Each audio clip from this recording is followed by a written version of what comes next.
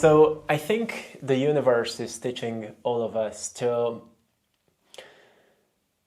ease up within our hearts, to learn to open our hearts after they've been broken. And the universe is teaching us to do it the way that we get hurt. We get hurt so we would learn to open up again. That's why Rumi said, keep breaking your heart until it opens, right?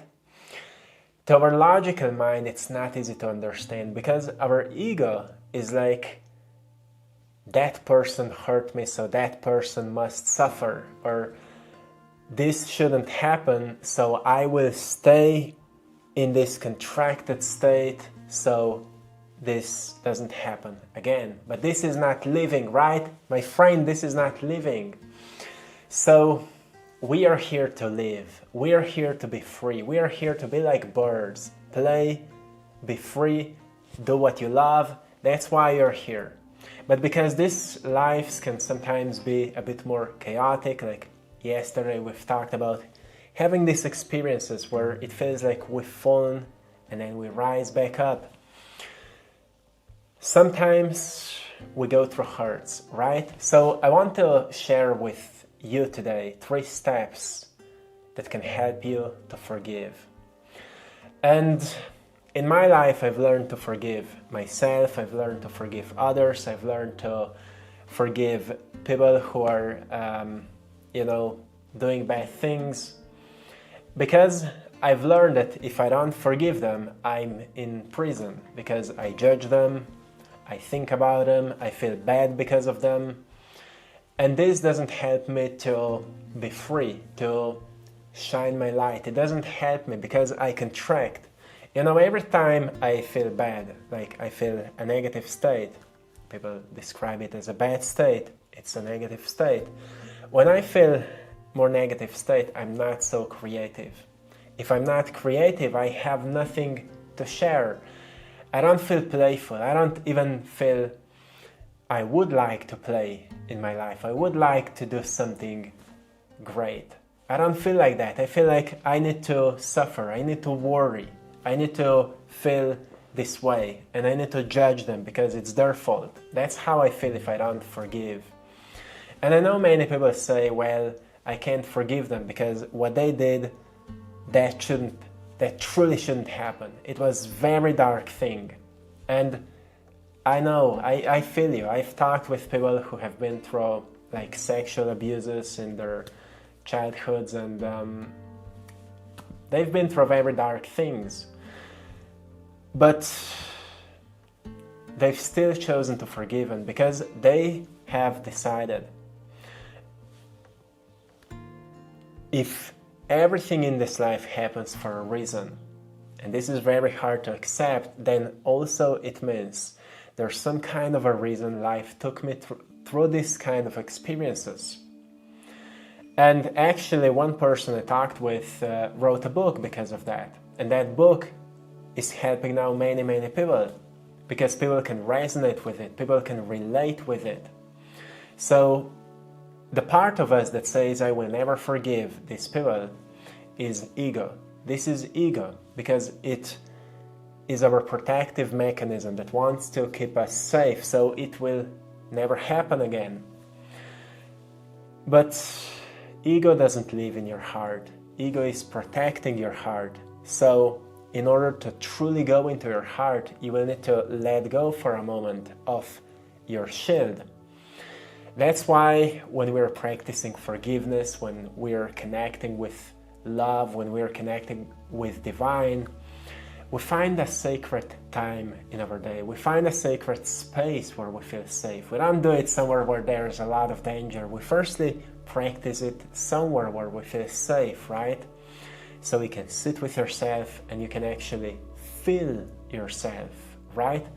Feeling is the first step to forgiveness because it helps you to feel your emotions. It helps you to fully recognize what has been boiling within you.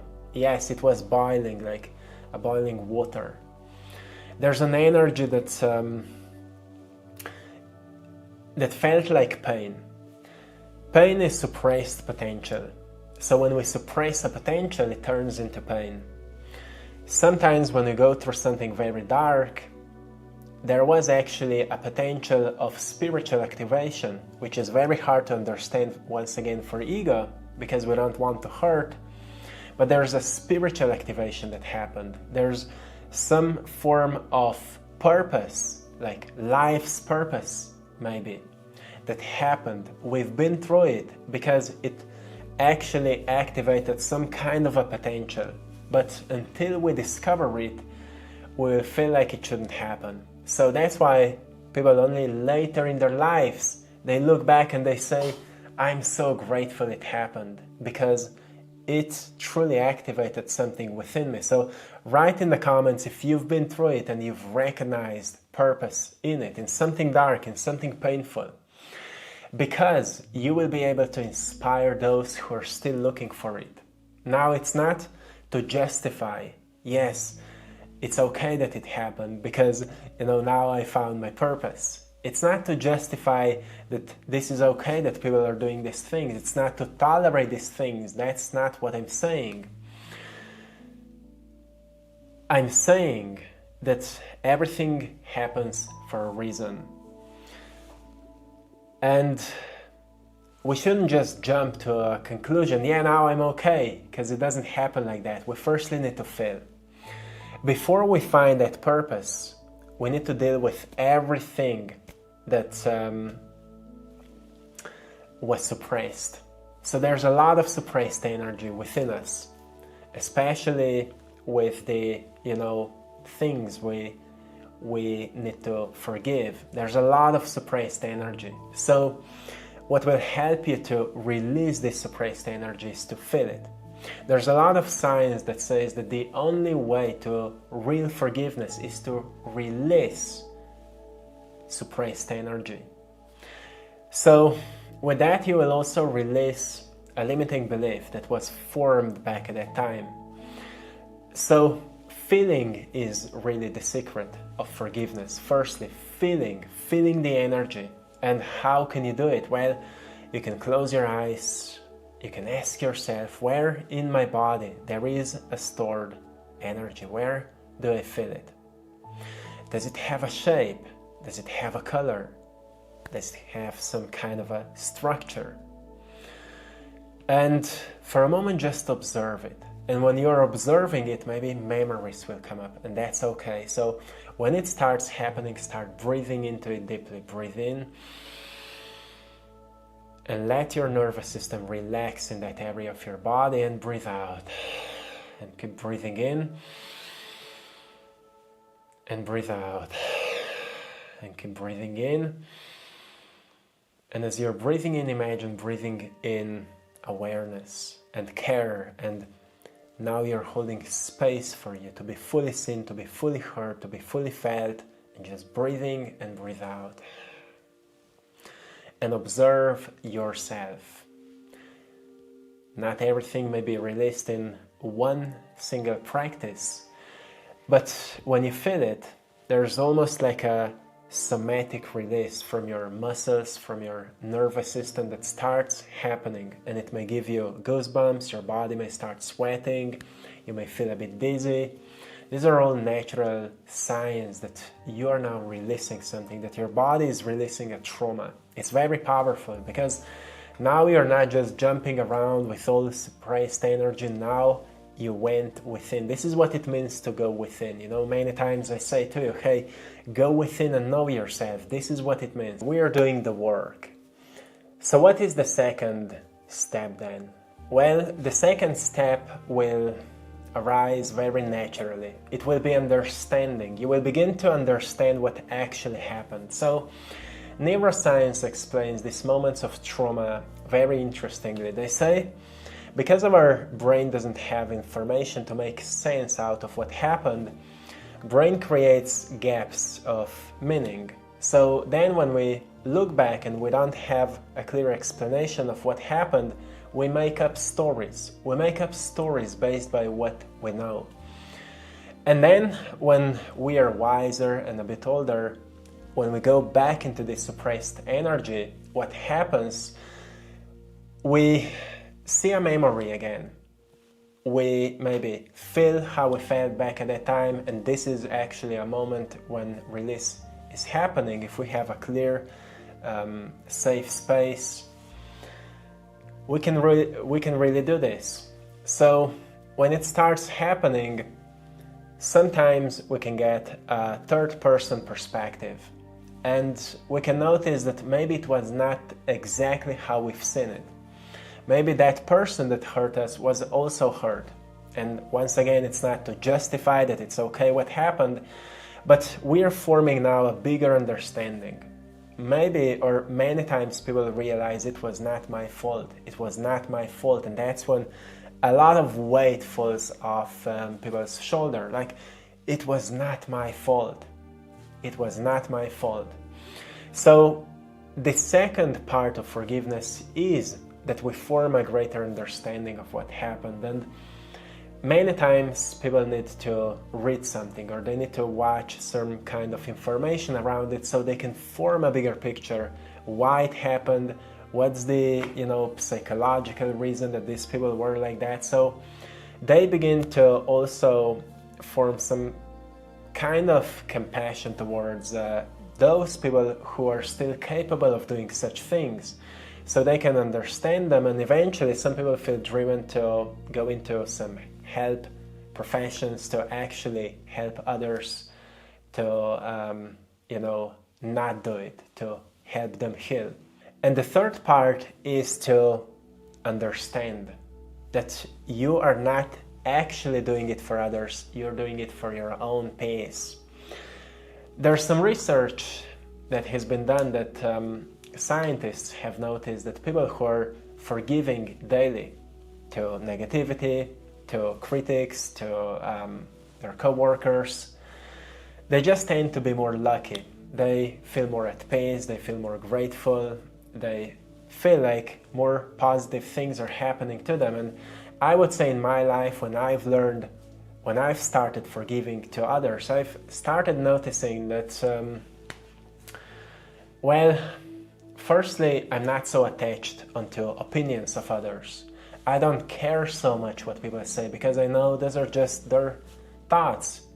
And most people don't have very clear minds, so they may be just saying whatever comes up to them. So I shouldn't be too attached onto what other people are doing, what other people are saying. And actually forgiveness helped me to see the world this way, to not be so offended, to not be so triggered, to not be so affected by what's happening outside of me. Because what I have in control is only what I do, how I choose to think, how I choose to feel. And through forgiveness, I've learned to cultivate this kind of peace within me. But there's layers of memories that maybe we need to let go of. We don't forget what happened. We form a greater understanding that can eventually lead us deeper into peace. That's what I've learned in my life. And it helps me to be kinder. It helps me to be kinder to people who have a potential to be very maybe destructive. But also I can draw boundaries, because now, because of maybe what we became more sensitive, more perceptive, more aware. We notice signs within people who have a potential to hurt us in some way. So yes, when we see that, we draw boundaries. We become a bit more cold because we protect ourselves.